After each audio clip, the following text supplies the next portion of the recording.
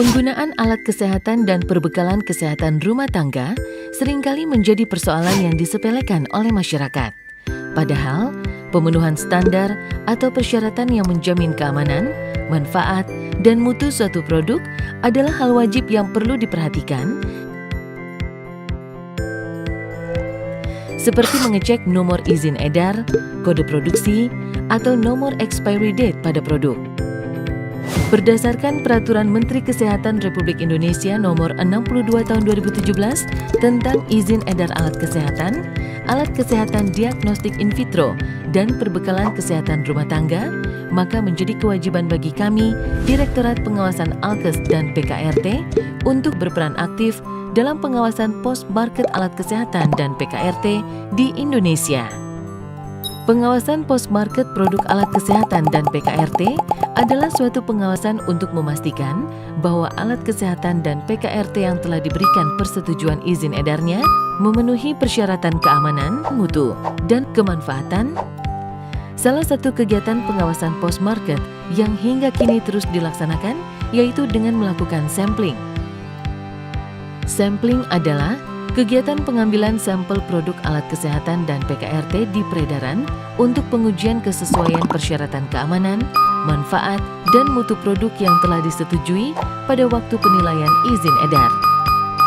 Jika produk tidak memenuhi syarat yang telah ditentukan, maka akan dilanjutkan tindakan korektif bagi produsen dan atau pemilik izin edar yang produknya tidak memenuhi syarat atau TMS. Dalam melaksanakan kegiatan sampling produk Alkes dan PKRT, petugas sampling wajib untuk mengetahui kriteria produk yang disampling, yaitu antara lain: 1. Produk yang disampling berdasarkan analisa risiko. 2. Produk yang banyak dipakai oleh tenaga kesehatan. 3. Produk yang banyak beredar dan memiliki dampak yang cukup luas pada masyarakat. 4. Produk yang memiliki riwayat tidak memenuhi persyaratan, memiliki riwayat recall. 5. Produk yang sering dipalsukan. Dan 6. Produk yang baru diproduksi dan telah beredar di masyarakat. Petugas sampling juga wajib mengikuti beberapa tahapan agar kegiatan sampling memberikan hasil yang akurat. 1.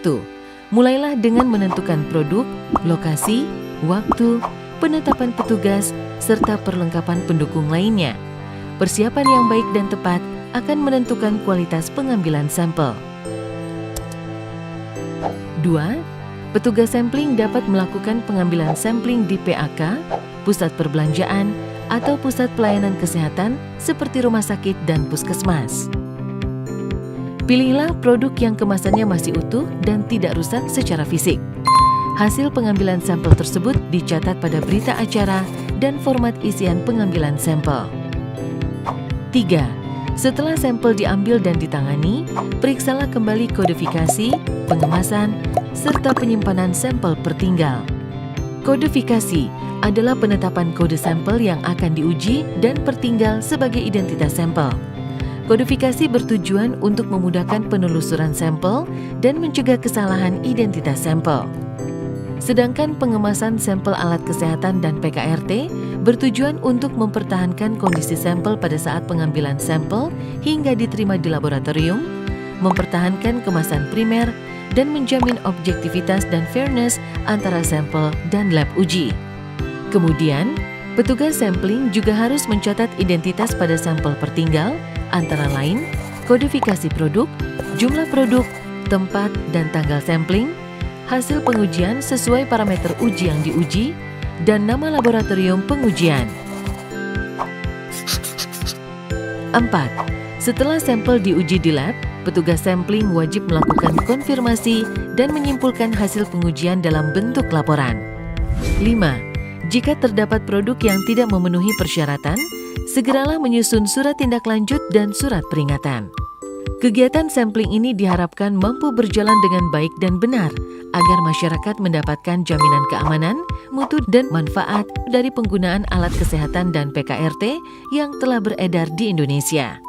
Informasi ini disampaikan oleh Direktorat Pengawasan Alkes dan PKRT, Kementerian Kesehatan Republik Indonesia.